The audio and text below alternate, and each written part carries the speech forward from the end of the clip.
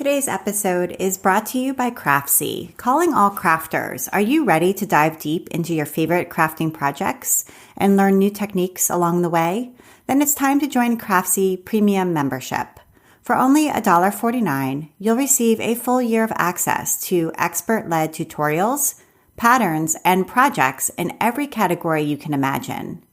With a massive library of resources at your fingertips, you'll be able to create your best work yet and bring your crafting dreams to life. Don't wait. Sign up now at craftsyoffers.com and discover the endless possibilities of Craftsy Premium Membership. Thank you so much, Craftsy. And now, here's the show.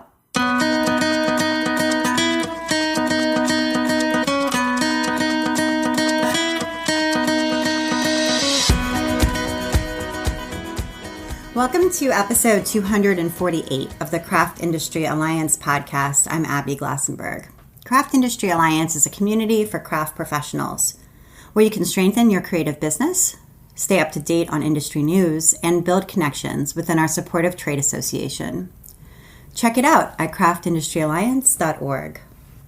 Today on the show, we're talking about craft fairs with my guest, Jen Gubicza. Jen is the designer and maker behind the handmade brand ZooGuu. She graduated with a BFA in graphic design from the Maryland Institute College of Art in 2001 and worked as a graphic designer and creative director at Big Blue Dot and the Boston Children's Museum. In 2004, Jen started designing and sewing her own creatures as a hobby to get back to the enjoyment she feels when making things by hand versus mainly on a computer. With the evolution of online selling tools like Etsy and the growth of the maker movement, Jen made the decision to go full-time with ZooGuu in 2008. Together with her husband, Brian, who's an illustrator, Jen sells her work at fine art and craft shows, conventions, online, and in small shops throughout the United States. Jen has also contributed self-sculptures to gallery shows, designed and produced custom toys and sculptures for corporate clients, and created the Lockheed puppet for the X-Men New Mutants film. The ZooGuu studio is a 12,000 square foot space located on the island of Nahant, Massachusetts, and I am here in Nahant visiting Jen in person, which is such a treat. So, Jen Gubicza, welcome. Hi, Abby. I'm so glad to have you here in this space. I know. We have been online friends for a long time now, and it's wonderful to actually come here. I've never been to Nahant before, and I felt driving here like I was going on vacation because it's like the seaside, beautiful location. So lucky you. Yeah, I'm super, super lucky to be like a block away from the beach. And yeah, driving out here every day is just like, the view is just the water, and it's always so nice to come out here. Absolutely. And your studio is amazing. So we are in the basement. Is this a converted school? It is. It's a schoolhouse that was built in 1912, and it's now the Nahant Community Center. And so I rent 1,200 square feet in the basement.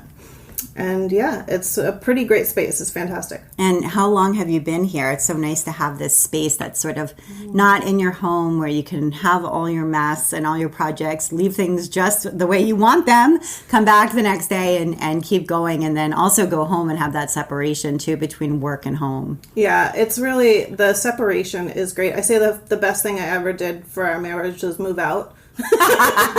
So, because we both are artists, and so we were working from home for a while, and then when I got this space, it's like when I leave here, I'm home. When I'm home, I'm home. When I'm here, I'm working. It's so great, and I think I've been here about 7 years so far. Wow. Yeah. It must have been great when you first got here and were like setting things up. Although I do imagine that for me, at least, I would be like, oh, now I'm home and I want to make something and I don't have my stuff or whatever. I don't know if you ever felt like that. Well, I work a lot. I'm a bit of a workaholic. So I do come here and I spend most of the day here. And then by the time I leave, it's like nice to have family time to go home and just like chill. Sit and chill and watch some TV or movies and, you know. So, yeah.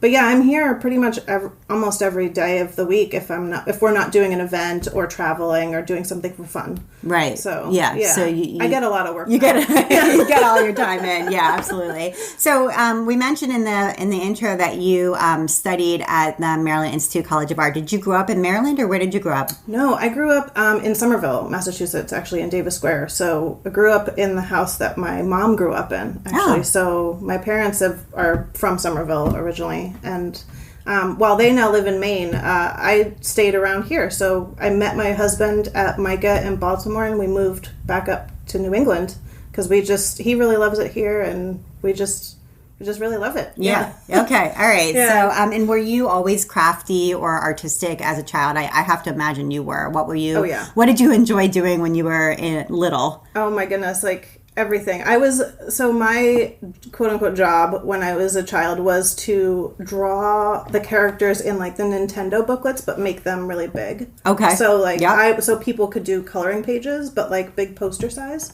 So it was like, if it was like, oh, that little picture of Mario in the little booklet, can you make me a poster of that? And I would draw the line art of that character. And these are for like, friends? Friends, my brothers, Right. Our neighborhood had so many kids growing up in too. So it was like, I was always the one that drew the birthday card, or like I was always making little dinosaur dioramas and, just anything crafty. If there was a school project where you could substitute a craft Right. or art for an essay, Right. I was always doing the craft. Yeah.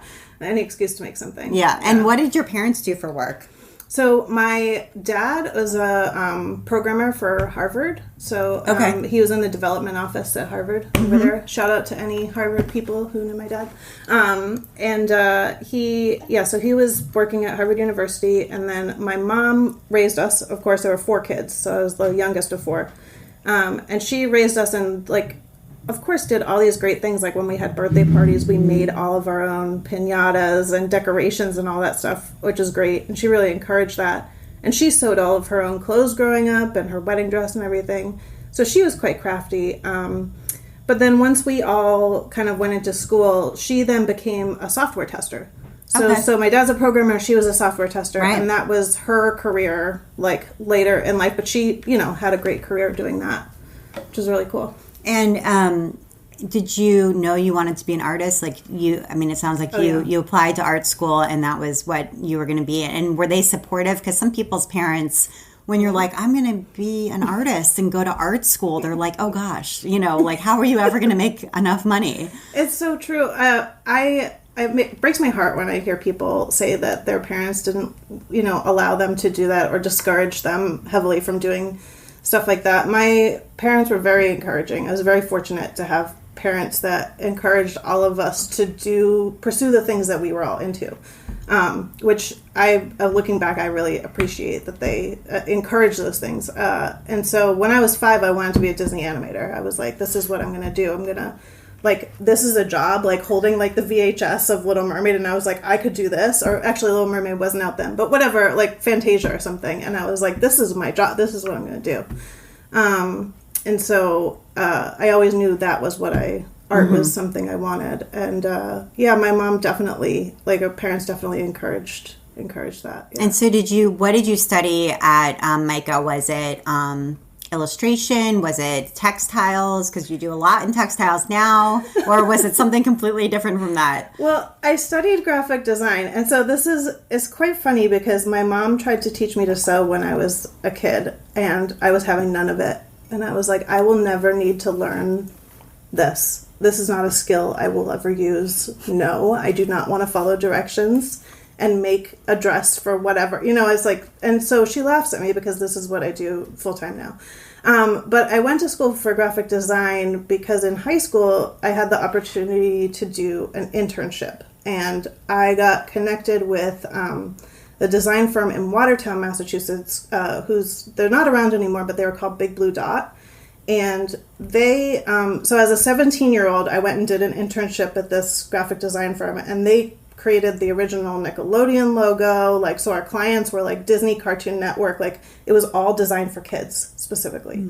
So I was like, well, this is exactly what I want to do. It's not a Disney animator, but it's very close. And I really loved design and designing logos and packages and layout. And so when I went to MICA, that was my major, is graphic design. And I targeted every portfolio piece was designed for kids. If they were design an invitation, I made it a kids event, or an annual report, it was for a children's museum. So Right. Yeah, so when I graduated, I had a specific kids portfolio. But when I was doing all this stuff, my typography teacher was like nicknamed me Hand Skills because I was always building something, like making. If a project was to do a book, I would actually physically make the book when you didn't have to. Right, because graphic design, and probably by the time you went to college too, it was mostly on the computer. Oh yeah, it was all on the computer, yeah, right? Yeah. So like Illustrator, Photoshop. I learned that at my internship, and then yeah. So I freelanced for Big Blue Dot every summer when I came home too. So I was kind of like already on that path. And then, so during school, I would always be making stuff whenever I could, like prototypes or like build some weird thing. And it's like, oh, this is a pop-up book. And it's like, well, why? Because I wanted to make it. I don't know. Like, I'm going to build the package, like those are the things that like brought me the most joy. And, my mentor at the time, like the head of the department, Ellen Lupton, who's amazing. She like curates the Smithsonian National Design Museum. She's fantastic. Huge figure and author of tons of graphic design books. She suggested to me that I enroll in a sewing class in college. And I was like, oh, no. So, again, I was the second person to be like, I think you should be sewing. I was like, no. So I didn't do that. And then graduated, got a job at the Boston Children's Museum. Which must have been a dream job because given what the portfolio you were... And you came back up here. The Boston Children's Museum would be like the premier place to apply. Yeah, it was great. Yeah. And so when I graduated in 2001, that was one of the crashes, right? So it was like the job market wasn't that great. And so when I moved back from school, Big Blue Dot didn't have a full-time opening yet, but I was still freelancing there. So I supplemented by working at the Children's Museum. So I was doing both until Big Blue Dot had a full-time. So it was like that was still my target. Right. And so I got connected through one of the people there to like apply to the Children's Museum, got a job there, and then worked both for a few years. Okay. And then worked at Big Blue Dot, and then eventually became creative director of the studio. That's amazing. So you started as an intern and then became creative director over the course of several summers and then years. Yeah, it was like 10 years, 11 years. Yeah. So what were some of the memorable projects that you worked on throughout that period? Because it sounds like they had some pretty impressive clients. Yeah. So working on... I don't know if that's going to show up on there. There was a truck rolling by. But yeah, so some of the memorable projects was like PBS had this kids show, Dragon Tales. Oh yeah, and we did their whole website. So as a intern or freelancer, I think at that point, I designed a couple of the games online and like had teams of people working on those. We did work for. National Geographic Packaging, Viz Media. I created their logo. They're huge publishing for anime. And the show Naruto, the anime, if you've heard of that. So I was in charge of that whole style guide and had a whole team of people working on that. That was probably my favorite project, was doing all of the package design for that and like designing sweatshirts and shoes and bags and pattern making and stuff. Yeah, great. Very cool. So I'm interested, once we start talking about what you're doing now, how some of those skills and experiences transferred over, because I imagine that they certainly must have. But let's first talk about the intermediary steps. So it sounds like you always enjoyed building things, and while this stuff is super cool, it is very computer focused. And so were you like finally sort of interested in sewing, or how did you sort of transition into making things by hand? Yeah, so my husband used to send me these little stupid little drawings that were just this fat little bird that would fly in on a string, like, because he like couldn't fly, and that was just like his like, hi, how are you,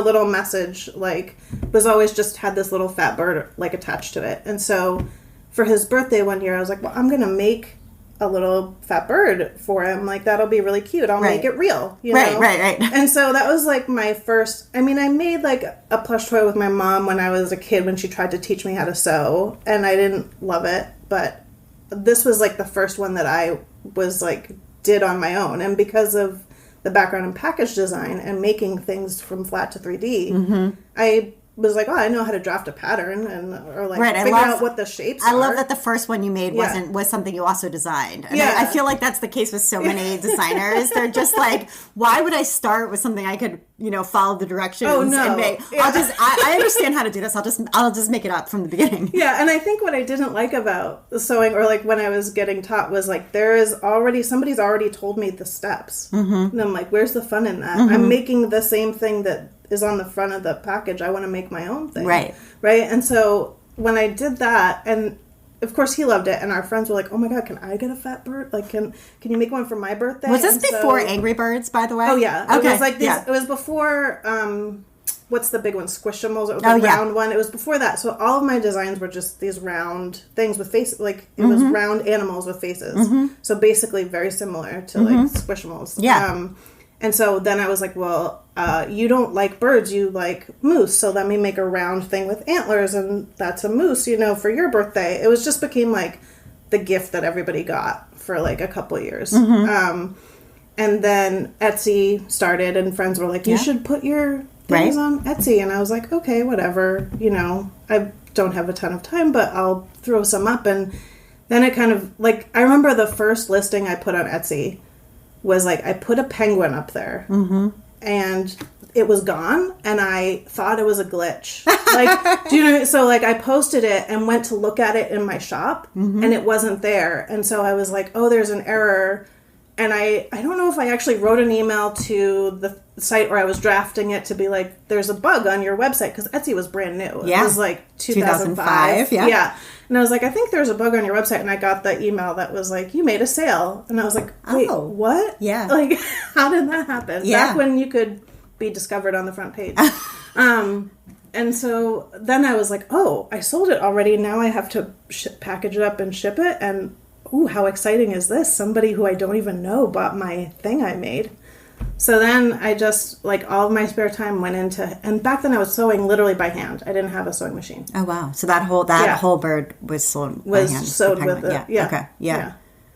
All right. So that was the beginning. And, that was it. And, I think it's hard to get back into the mindset of 2005. But if you can remember, it was actually difficult to sell things online in 2005. It was hard to, you would have to code your own site. Yeah. People didn't necessarily trust putting their credit card online back then. It was a very different world. And so at that moment, Etsy really made a huge difference, because it meant that regular people who didn't have all that background could sell something in a sort of reliable, easy way. And it meant people like me. I mean, I could code a website, because that was part of my job was doing web stuff too. I could have made one, but it wouldn't have occurred to me to sell them until there was like this cool new. Oh, right. So it also sort of encouraged you to make it into a business, because it was just offering that to you, like serving it up, like here. Yeah. It served it up on a platter. And it was just like, oh, easy. I'll click upload and... Done. Right. Just for fun. Right. Okay. All right. So I can see like the magic of it, the excitement of it was pretty immediate. Because I had a job I loved. I wasn't looking to do this. Right.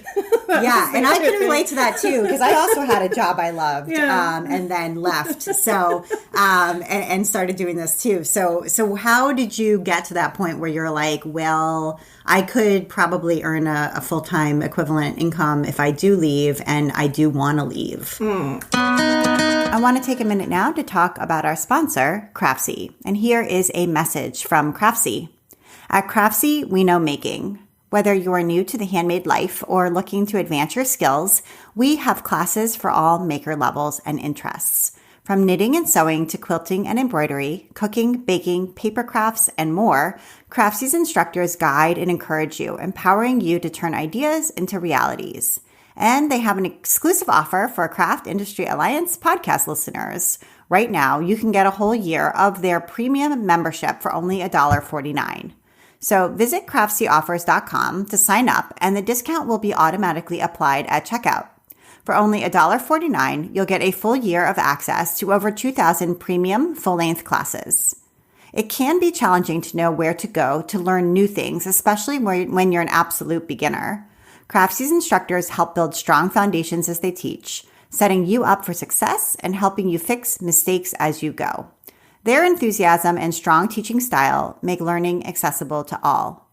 If you are an experienced maker and looking for new challenges and fresh projects, Craftsy is for you too.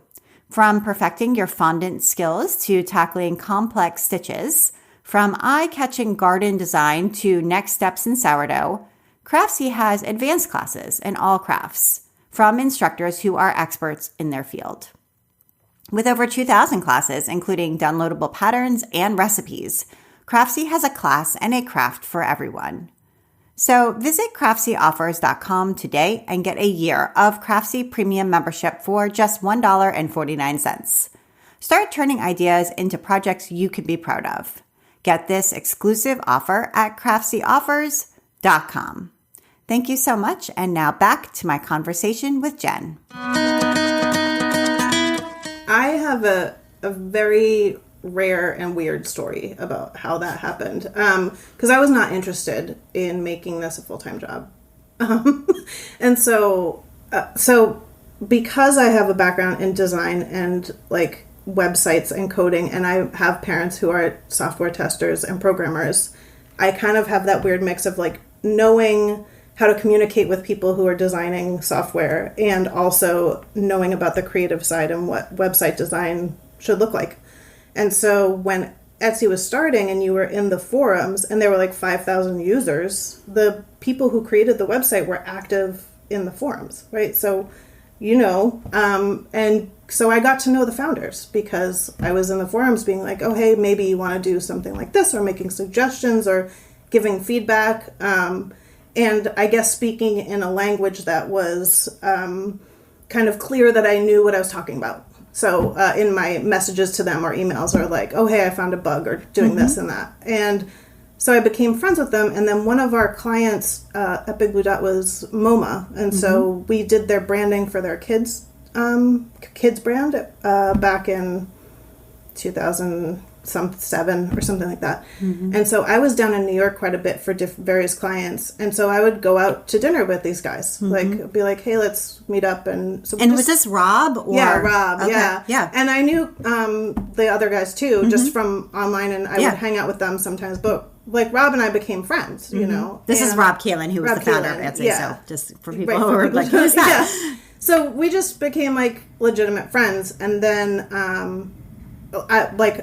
I became the head of the Boston street team without being asked. Like, they were just like, you're in Boston, you're part of our street team. So I started doing markets in SOA. And it's because Etsy would pay for the booth and I would share it with like 4 different artists, and we would just talk about Etsy because back then people didn't know what it was. Right. Oh, I remember those days. And, And so explain what SOA is. SOA is the market. It's a weekly market in Boston, and it's in the South End, and it's every Sunday from May to October. And it's a lot of fun. It's a lot of fun. Yeah, I've been. It's great. And back then, SOA was new as well. And so Etsy was new and SOA was new. And Etsy had these street teams, and so they would basically they would pay for the booth. Yes. And then you would come and try to help spread the word about Etsy while also selling your items in person. Right. And so when it started, they would just be like, oh, who do we know in whatever town? And we'll send them Etsy promo stuff, and they will set up a booth for us and get the word out. Right. And so I had like buttons and stickers and things that we would hand out. And back then you wanted to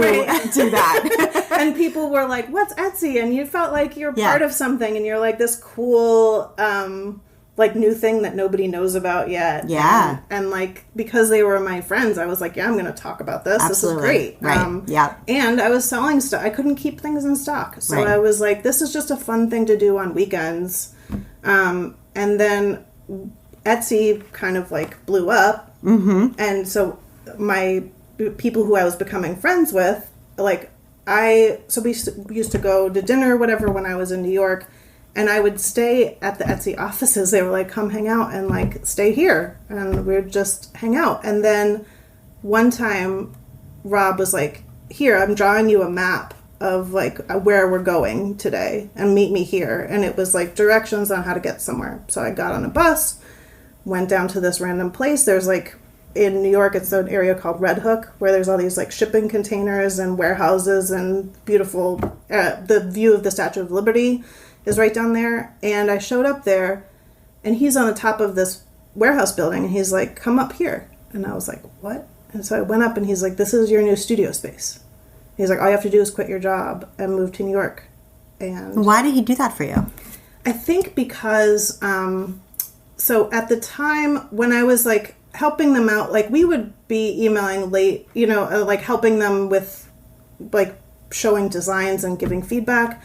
I wrote, when the Treasury came out, remember the Treasury? Yeah. I wrote the demo on how to use that, because when it launched, people in the forums were pretty mad. And they were like, why are you working on this when you could be working on bugs and other fixes that Explain we need? what the Treasury was. So the Treasury was this area on the homepage of Etsy where it would showcase a gallery of featured items. And anyone could make one. Anyone could make one. So it was almost like, in a way, think Pinterest. Yep, before Pinterest. But you would go through and you would say, I love, like, you know, winter whites. And you would pick winter white items from all different categories. I don't remember how many tiles there were, but it was like 12 or something like that. And you would make this beautiful thing, and then they would select one, and that would be the front page of Etsy. Yeah. This is before the sort of dynamic where whatever you've been looking for is now what you see on the front page, right? Which now, for whatever reason, people have determined is better for increasing people's shopping behaviors. But back then, it was really curated by users. And it was more community building focused than...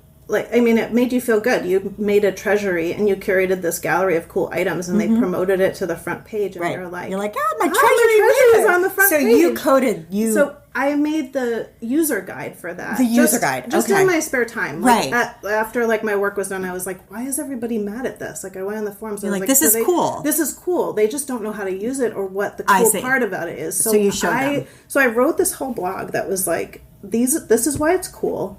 Here's why you should like it, and here's how you use it. And I just wrote up a user guide, like I did style guides. And I was like, and I sent it to Jared and Rob and was like, hey, I did this thing. It might be helpful. If you want to use it, feel free to send it out. You know? And so they were like, oh my God, thank you so much. And they were so overworked. Yeah. They were just like, oh my God, this is like, I'm crying right now. This is like so cool that you did this. And so they linked, like back then my shop name was Sweetest Pea before ZooGuu. And they linked at the bottom of every treasury, it had my shop name on it. Because they said treasury, like blog post by Sweetest Pea, or like how to use it, user guide or something. And so my little shop link was on the bottom of every single treasury, which was like a huge thank you. But it was like, I was doing stuff like that with them where I was like, oh, maybe from a user point of view, this is how this could be run better. Or why would you do, you know, just giving suggestions and that. And so... Rob ended up inviting like 12 people to share this big studio space. I see. So I wasn't the only one. It was almost like you were part of their team, basically, but on a volunteer basis. And so he wanted to sort of have a way to thank you and appreciate you. Or just, and he was like trying to come up with this new opportunity. Like, what if we build this little business incubator? And like, who do I think could make this work? You know? And so, so this was like something he did with his own funds separate from Etsy funds. I see. You know, so it wasn't, he funded it. He happened to be the founder of Etsy, but this was like a side thing. So it wasn't officially Etsy sponsored, but it was like this, how do these crafters who are at this small stage get to be a bigger thing or make it full time? And like, if I provide studio space and a kind of business incubator and like this creative co-op place where people can like learn and grow from each other. So we had a wood shop in there. We had fashion designers. We had, what else was there? Yeah, woodshop, fashion, music. There was a DJ that did stuff there. I was there making toys. I'm sure there were there were 12 of us doing all different things. Right. Okay. And so we just, my husband and I moved to New York for 2 years, treating it like a graduate school we didn't have to pay tuition for. So we rented an apartment down the street from there and then went to the studio space every day and built ZooGuu. And then I was like, well, if this doesn't work in 2 years, I can always go back to graphic design. Right. And so, but we ended up moving back and doing markets and making our full-time living from that. And you changed the name from Sweetest Pea, I remember when you did this. So what was the reason to change the name from Sweetest Pea to ZooGuu? So part of the business incubator thing, I made an LLC for my company. So, and there was something called like Sweet Pea Creations in New York or something like that. And so my application got denied for an LLC with that name in New York City. And so I had to come up with something new. And so ZooGuu came about our last name was Gubicza, right. and so it's like our zoo, so ZooGuu. And that was a URL that was not taken. It was a nonsense word that nobody owned. It was something unique. It was like cute to say, and yeah. So, right. Yeah. And so at that time, I mean, I feel like now when I visit you at fairs, you are primarily selling taxidermy, faux taxidermy. Yeah. But at that time, that's not what you were making. You were making stuffed animals. So kind of describe what they look like. You had the sort of round ball that became an animal. And there were a lot of different ones. I remember a whale. There was like a whole lot different ones. of them. Yeah. And were you sewing them from fleece? What were you sewing them from? And sort of how did you sort of transition from that to the taxidermy? So I use a material called suede cloth, which is just a polyester material, but it's a non-stretch. So it...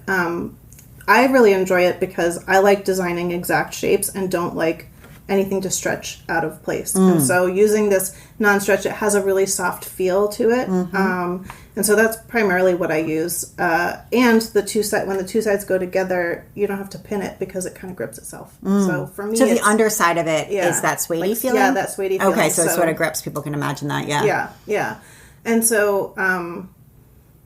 so I was making all these little toys that were round balls with little faces on them. And then there was like a few people that were making little taxidermy things. And I had seen the Dr. Seuss ones. Have you seen those? There were like ones that were made well before I was born. But like he had made these sculptures of his creatures. Yeah. Like really fantastic stuff. And we had seen a bunch of those on a trip to Disney World. They had a gallery in the Disney gallery. And there were all these Dr. Seuss things. I was like, oh my God, I want to do something like that, you know. And then I had a friend who asked me if I could make one of my things into a taxidermy thing. And I was like, yeah, I'll give it a shot. I've been wanting to do it and I haven't had an excuse to do it. So let me try that. And then that quickly became the thing that everybody wanted. Like I brought a few to SOA to the shows and people were like, oh my God, I need it. And they were selling out. Why do you think that is? Like, what do you think it is that when people see faux taxidermy, and I should say I bought a dragon from you for my youngest daughter. I told her I was coming to visit you today, and she said,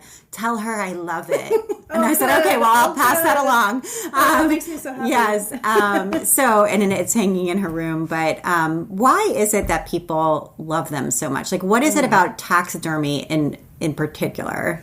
Well, I think one of the things for me is that when I do shows, like I do comic conventions and anime shows and video game shows, as well as craft fairs. So I kind of we fit in like these worlds of craft and geek.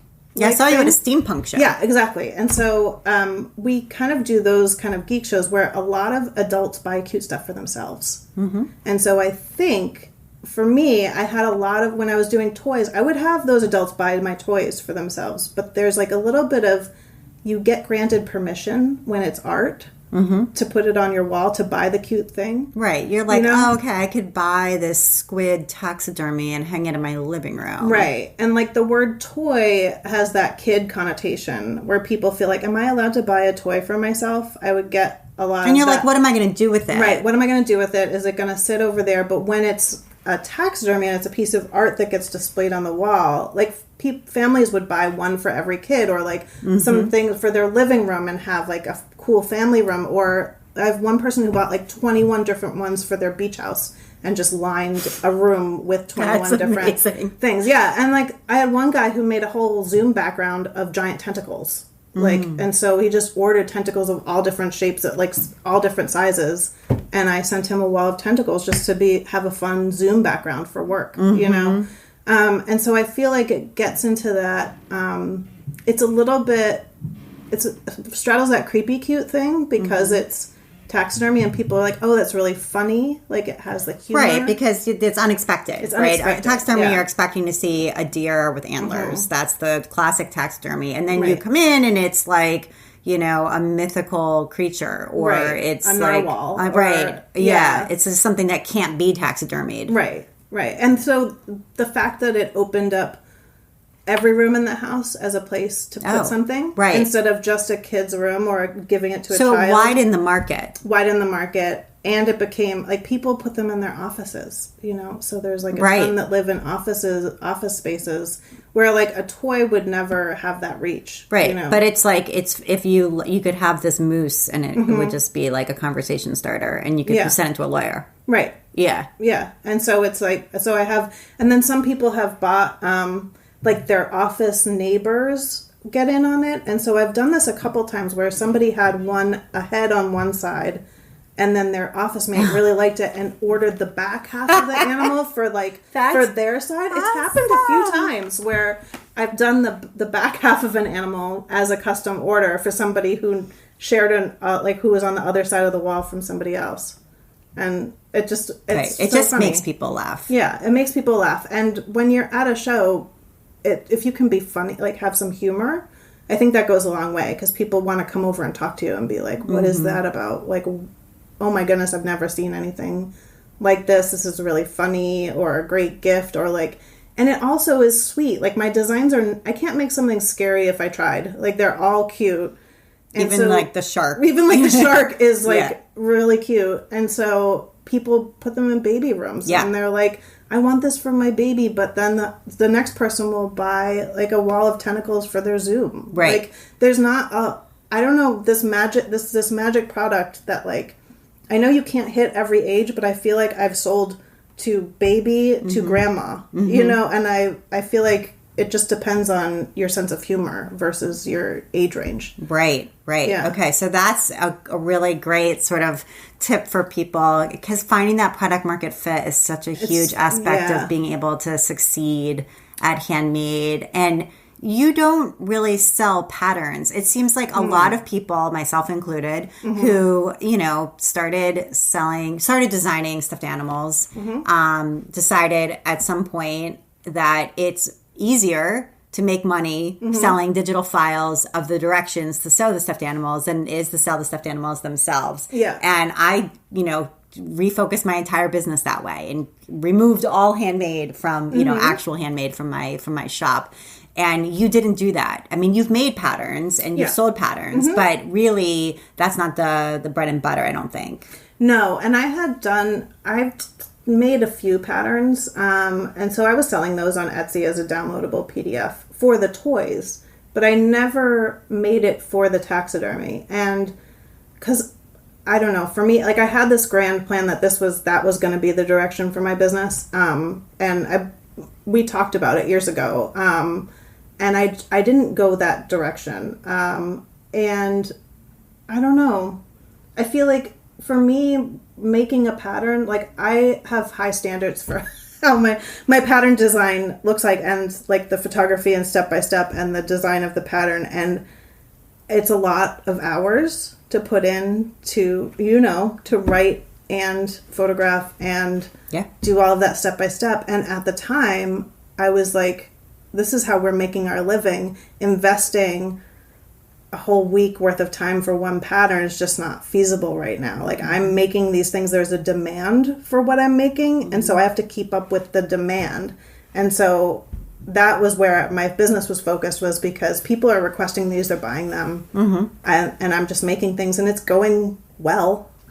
Right. You know, like, so I taught a couple classes at Gather here in Cambridge. Yeah. And so that was really fun. And so I had to kind of, and I've clearly designed all of my own patterns, and so I have the files. I don't know, maybe if I get some more time, if people are interested, I could make patterns available. But yeah, I don't know, I lost interest in doing that, and pursuing it. And so in order to make a taxidermy, you have this other material, which is the backing, right? So you've got stuffed animal head or Yeah. or rear end, depending, Right. and it's or tentacle, and it's affixed to this sort of backing that then gets hung on the wall. So was there some like woodworking and figuring out how to affix it so that it would be smooth and would be permanent and stuff like that that was involved in the learning curve here? There definitely was, because it was a whole new thing. I was like, how am I going to attach this to this piece of wood? And I don't do my own woodworking. I buy wooden plaques that are already cut. I mean, I sand them and paint them or stain them and do that. But figuring out the way to attach them was definitely a problem. And I tried multiple ways. Well, you've done this too, right? So I've done a couple. Yeah. So I have certainly not perfected it to the degree you have. It definitely took a long time to figure out the best way to do it. And my friend who commissioned the first narwhal, she has one that I am not happy with. Like the original one, I'm like, this is terrible. Like, I can't believe that you accepted this as a thing. And she's like, I will never. I was like, can you please give it to me so I can fix it and make it right? And she's like, nope, it's the first one. I'm not letting you take it back. It's mine. And, and I was like, oh, I can't believe I attached it that way. I'm like, I hope it doesn't fall down. So yeah, there's always a kind of product test that you have to go through before you can before I can accept money for something and give it, like, I want it to last. Like, my quality is very important. Yeah. And so I don't put something out for sale until it's been tested and I'm happy with it. Yeah. And so then this kind of brings us full circle back to some of the things that you learned when you were at Blue Dot and maybe at the Children's Museum as well, around packaging design, logo design, designing merchandise, etc., that probably comes into this business. So are there some things that you can identify? You're like, oh, that was helpful to me because now I do it this way and I wouldn't have known. Oh, yeah. I mean, all of the logo, anytime I do anything creative for my business, if that's designing a business card or a sticker sheet or any printed material, like print collateral, like when we do our retail shop at the holidays, Little Shop of Cute with a few friends, I design all those materials with the brochures and things to hand out. My design background comes in handy for laying out type and image, and I mean, choosing color, just the design sense of how I can just my aesthetics of what shapes look good and keeping everything looking like it's from a consistent brand. Right. Like all of my characters feel like they live in the same world. Yes. And so that to me is very important, that somebody can look at something and be like, that's a ZooGuu. Right. As opposed to because there are other people else who make faux taxidermy. Plenty of people. Oh, yeah. And I'm friends with like probably all of them. We all know each other and collect each other's things. And so... But I like when you can identify an artist's style and pick it out and be like, oh, that's that, Right. Yeah. Absolutely. So you started doing these craft fairs as part of the Etsy street team. But in the last many years, you do a lot of craft fairs. You have a very full schedule. I've seen you at many of them, and there's many, many more that I haven't been to that you've gone to. So I'm assuming that you've developed some strategies for... I don't know, everything from packing the car or the truck, getting there, unpacking efficiently, setting up well, interacting with customers, including people who say all kinds of off-the-wall things to you while they're there. I've heard of them. Figuring out how to maximize the sales of the day so that's worthwhile. Figuring out even what craft fair to go to, because some of them, they're not all equal. Some are much better than others. So, let's go there and talk about sort of the science of craft fairs, I guess. Oh my goodness, this could be a 5-hour podcast. Right. There's so much. I mean, I've got, 15 years of experience, or 18 years of experience doing them now. Yeah. So, what do you want to know? Yeah. Well, if I were brand new, which I haven't done one really in many years, what are some things that you would advise for people who are getting started in this world? I would say it's very important to really want to be there. Yeah. And I don't, that's a good place to start, though. It's a good place to start, because if you're at a show that you actually don't want to be at, you're not going to do well. Like, and it so shows to everyone. It shows to everyone. If you're unhappy doing shows, I would advise you not to do them. Like, if you try one out and you're like, I hated that and I'm tired and I don't like talking to people and I don't like setting up and I am not looking forward to the next one, do not do it. Like, that's my big advice is like, don't push it if that's not your strength. Right. It's similar to the idea of like, you need to actually really love your customers. Yeah, when you really love the people who are patronizing your business, it shows. And when you resent them and you're angry at them and you're frustrated by them, it shows as well. Yeah. And I mean, over the years, we've made some of our good friends we met because they bought our stuff at a craft fair. Like, and we genuinely, like, I've seen their kids grow up. Like, they bought their first toy for their baby from me, and now that kid's going to college. You know, it's like, so this is like what we have a community of our own people. And like, when COVID hit, those people came and supported us. Like, because we're not just, we're more than like a small business. We are people who know and connect with the people who love our work. And I think that is one of the most important things about doing craft fairs is like genuinely being happy to be there and having an attitude of like, I'm going to make the best of this. And yeah, there's some terrible like, weather is awful. Like, you can't predict the weather. And so you could have a rainy day. And like, we just did Beverly Arts Fest, and it was rainy, and people came out and supported the show. Like, we did way better than I ever expected, because those people that come to support you are giving you back what you put in, you know? And so there are things that you learn over time, like what is a fast setup? Like, you know, you need to have your booth set up sometimes in 45 minutes before a show. You don't know how much time you're going to get. Sometimes you get hours, and sometimes you don't.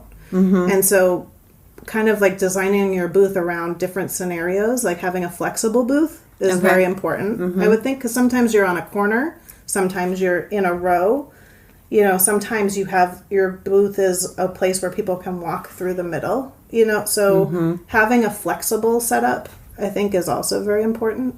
And being kind to the people who are organizing it is another big tip. Because if you have a bad day, like I've seen some vendors who've had a bad sales day and then been very rude to organizers, and it's like, well, you're not going to get invited back, and like everybody wants you to do well. Right.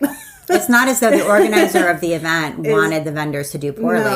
No. And they want it to all go well because they want to do it again. Right. And so, so I would just say, like, be kind to whoever your next door neighbor is, and just genuinely have a good time and enjoy talking about your work. Have some standard answers to how did you get into this? Why did you decide to make this? How do you make this? How long does this take? Like, have answers to those things. And I hear often people get very angry and frustrated when people come up to the booth, they pick the thing up and look at it and then say to their friend, we should make this. And then they walk away. And I don't know how you handle that feeling. That can be frustrating. And I feel like some of these things, I used to get angrier at them. Like, and I think this is me being like, oh, I'm a grown up in this business now. Like, I'm not the young kid who was like mad at everything, you know? And I used to get more frustrated with stuff like that. Like, really, this is my job. I designed this. You can't make that. Like, internally, I wouldn't say that. But, like, you vent about it with friends at the end of the day. And you're like, everybody was like, oh, I can make that. And my response now is like, oh, yeah, do you want to learn more about the process? Like, let me tell you about how I make them. And then you can see that there is more to the process. And if you actually want to go home and make one, good for you. Yeah. Like, that's how I feel. That's great. Like, you're not... The more crafters, the better. The more crafters, the better. You're not going to put me out of business. And if you make one, it's not going to look like what I'm making. You're going to make it differently. And, like, I think also when I sold some patterns before, and I had that fear of, like, oh my goodness, if everybody's making what I'm making, is that going to put me out of business? Like, am I not going to be able to sell a toy anymore? That's not the case. They just want to make something and have a fun time doing it and learn a new skill. And the difference is, as we were talking about your first bird that you made, and I was saying, like, you went about that by designing it from scratch, even though you'd never made one, and really hadn't done much sewing at all. Just decided that that's the way you wanted to approach it. Yeah. And that you didn't, one of your frustrations with learning to sew was that someone had given you all the instructions already. And there's a mindset among most people, which is, I want to make the exact one that's on the pattern cover. So if that's in a blue polka dot, where do I get that exact blue polka dot so that mine comes out exactly like the one on the cover, which is 100% different mindset. So different. It's so different. And you're right. And it's hard for me as somebody who didn't want to make the exact one on the cover, to wrap my brain around why somebody would. Like, right. I get it. But that's the consumer mindset. That's the consumer mindset. And so it is a very different mindset. And I mean, one of the things about my business in ZooGuu is, like, when you order something from me, you get to choose every color aspect about it. So, like, if you go online and order a narwhal, you can make it pink or purple or green or whatever color you want, and I make them all custom. Every order that comes in is custom made. And that's, for me, that's like me as the creative person. I'm like, ooh, I love that idea. People get to have fun choosing it. But I would say most people choose the exact colors in the photo. And I can tell when somebody's had a really fun time designing it, and I love the sets that are, like, really fun colors and that, but most often people choose the colors in the photo. Yeah. And, really by purchasing from you, that in itself is a creative act for them. So by coming to the craft fair or going online, whether they design it or they just buy the one that is already designed, just the feeling when they're, at their lunch break, at work, and they've bought this item, that feels creative. That is creative for them. That's the creative act. Right. Right. And so if anybody wants to make what I'm making, like, have at it. Like, I don't know. I think there's so much freedom in just letting that go and being like, yeah, sure, do what you want. I mean, I'm inspired by stuff I see out there. Like, we are all inspired by Dr. Seuss. Right, exactly. And so some of that, I think, comes with age and experience and being like, you have to let it go. Not in a scarcity mindset. Just not holding on so tight. Yeah, not holding on so tight. Yeah. And I think that is something that does come with time. And all of those comments at craft fairs, like, all of that just comes with time. The more you hear it, the more you have the answers for it. Yeah. And the more you respond with, like, generosity, the more that comes back to you. Like, because sometimes when I've just been chatting with, like, I like to go to shows and I'm not a salesperson. I just like to have conversations with people and just be like, oh, hey, what have you seen at the craft fair that's good? Because I don't get out of the booth. Can you tell me what, like, and sometimes somebody's like, oh, I bought this cute little thing. And I'm like, oh my God, I need to go over and buy that too. Thank you. But I just generally like connecting with people and hearing about them. And then I end up selling things just because they came over to me because they liked what I had. We just had a great conversation. They picked out some things, had some fun shopping, and went and got some great gifts or things for their home. And it's not, I don't have a sales strategy. My sales strategy, I guess, is to just meet people and have good conversations. That's great advice. And that's it. If people want to ask me questions about how they're made, I will tell them everything that they want to know. Right. That's great. And that's great. And recently you've been exploring some new avenues, which I think is important because you could easily sort of feel like, oh gosh, I've become a little factory worker and I don't necessarily want to just do this forever, even though it's fun and interesting, but like it's important to continue to grow and explore new avenues, new things that are exciting to you while maintaining the current business. So you've been interested in some stop motion animation and some children's books, writing children's books, illustrating children's books. So talk a little bit about that new sort of chapter and what's drawing you in.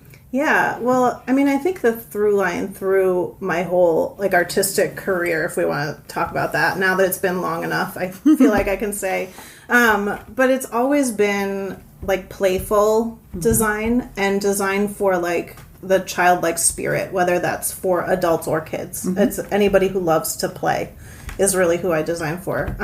And so I've always loved children's books. I've always bought picture books. Like, I never stopped buying them as a teenager or as a young adult. It's like picture books have always just been a great place for me to like discover artists and really learn. And like, I just love how there's such a great format for telling a story, and like half of it is the writing and half of it is the picture, and they work well together to tell a story. It's like a little movie in 32 pages, you know.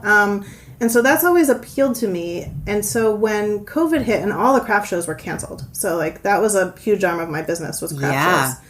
And so because you do wholesale too, by the way. I do wholesale. We should mention that. But yeah, and so I sell to like 5 shops. It's not very many. It's a small wholesale but there's production, the one shop in Seattle, Robot versus Sloth, sells. I don't know. They order like 100 every 6 weeks or something. Oh, it's like wow. They're like my main like. So if you go to Seattle to Pike Place Market, you'll probably see my stuff. And so that there is a wholesale arm to this, and then there's a craft show arm. But when COVID hit and all the craft shows were canceled, and first of all I did was make masks.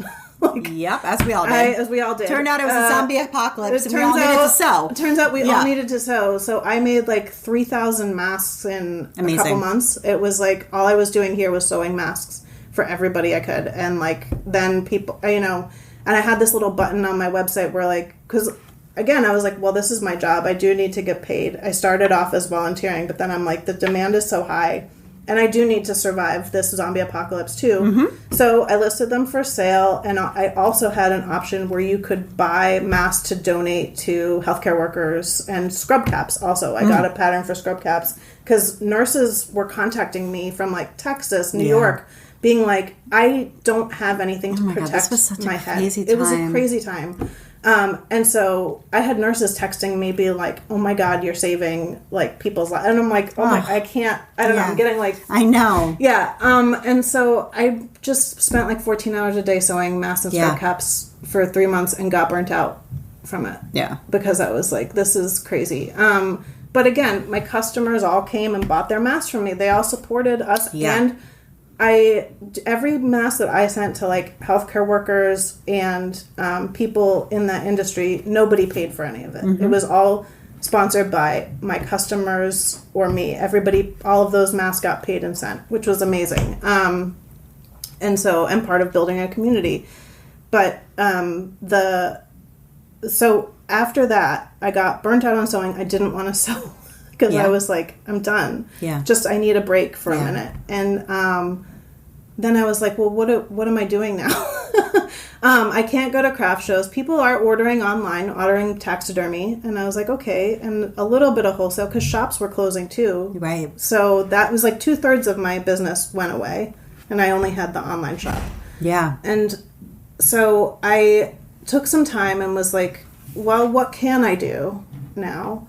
And I took an online class, like Lila Rogers. Do you know her? Yeah. Yeah. She's been on the show. Yeah. Oh, okay. Yeah. So we're friends. And she, back when I was at Big Blue Dot, her agency, they would send me postcards because I was a creative. So like I had known of her for a while, and we had met through Mimi Kirchner years ago. Also and so, been on the show too. Yeah. So I knew about her classes, and so I was like, you know what? I'm gonna take one of those. There's a children's book class coming. I've always wanted to do children's books, and let me learn what that's about. Yeah. A perfect opportunity. Perfect opportunity to take a class and learn something new. Yeah. And so I enrolled in that class, and I was like, well, I've always wanted to do this like stop motion diorama, like photographs of like a whole diorama, and use that as a picture book storytelling medium. And so I took her class, made like a 3D plush owl and like posed it and did that for the class. And I was like, this is it. This is great. I want to learn more about this. So then I enrolled in her whole year of art school because I was like, this is great. I can do this from the computer. I don't have to leave. Right. And I can stay in my studio and still make stuff and fulfill my orders. And I can also kind of do this another like that where I moved to New York for 2 years to figure out if I wanted to do toys and taxidermy full time. This is my other like I'm taking a couple of years to kind of do a graduate school of like, so I did classes with Lilla, and then I enrolled in something called Storyteller Academy, which is all writing and illustrating picture books too, or books for children. So it's like picture books through YA, and taking online classes there. And so that's now I split my time between ZooGuu and this learning these new skills and building up my portfolio and writing all of these stories and attending conferences. I went to Italy to the Bologna Children's Book Fair. And I have an international group of students, or now we're getting into being professional illustrators, and we have a critique group that meets every 2 weeks on Zoom, and we have a Discord where we critique each other's work all the time. And so that's where I'm hoping to add books to the ZooGuu. Yeah. ZooGuu. So I'm not giving up ZooGuu. So, right. No, of course. But I feel like it allowed you to come back to it. Yeah. Yeah, it did. Having that which is break. Hugely important, because you know, it's almost like you feel panicked, like, am I ever going to want to do this again? But you do, if you can find this other thing that you can bring in. Yeah. Yeah. And so that definitely helped me kind of restart my creativity. Yeah. And like you said, you always want to learn and grow and evolve and do different things. Like, I'm not a manufacturer. Right. I'm an artist and creative designer. Have people suggested to you, oh, you should get these manufactured? Speaking of manufacturer. Yeah. I'm for sure. And it's not like it's never occurred to me, you know. But I don't know. One of the things, like when I was a creative director, like when you get promoted higher up, you don't get to do the creative work anymore. You just manage people. Yep. And so for me, the thing that appealed to me about quitting the other job and starting this new one was like, I was actually making the thing. Yeah. And that is what appealed to me. So in terms of growth, like, I think I'm where I want to be. Like, if things are working out, we're paying our bills, we're doing okay. And I don't know, do you follow Emily McDowell at all? She's been doing a series on her Substack. Have you read those? I don't subscribe to her Substack. I need to. Yeah, she just started it, I think. Well, I'm a new subscriber to her. Anyway, she's been writing these kind of how her growth was too much, too fast. It was. And so there's some really deep dives in there, which I think are great. And she ended up selling her business because of that. Yeah. So there's some really great info in her Substack, and all of the things that she's talking about, I'm like, yes, I said no to that, and that, because, and like, this is evidence that while it looks like success, you're like, one of the examples she gave was like, if you're selling 7 figures, but your take home is still $50,000 after all of the expenses. Yeah. And you're working all the time. And so one of the things that I found when all of our craft shows were canceled was that I made a good amount of money just staying home. Yeah. And so that was enlightening to a lot of people. It was enlightening to a lot of people. Yeah. And so now that they're back, you're like, do I actually need to do every one? I'm only doing 12.